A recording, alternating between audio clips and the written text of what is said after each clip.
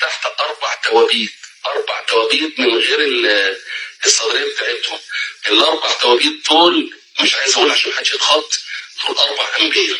4 انبياء لحمهم زي ما هو، كأن بني ادم قاعد عادي جدا. الفيديو بتاع الصور بتاع ال4 انبياء ده استاذ احمد موجودين. تمام، انا شفت الفيديو بتاع يعني فيديو من جثه اكنه مدفون، مش مدفون، لا هو حي، حد حي، مش ميت. تحت بني ادم قاعد عادي جدا تحت، يعني كأن بني ادم لسه مدفون دلوقتي حالا، بجلده بشعره بلحمه، مش زي الموميا اللي هي مجفه او الموميا اللي ناشف اسمها، لا ده لحم.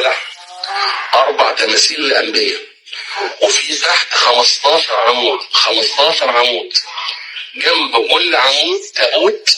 التابوت ده مين؟ الله اعلى واعلم، بس ال4 اللي متشال الغطا بتاعهم دول معروفين 4 انبياء، وفيهم نبي مشهور جدا ومش قادر اقول الاسماء لان كل واحد بيحط عليه ايه الوشاح بتاعه او البارتناج بتاعه، حته صغيره كده هو مكتوب عليه شخصيته.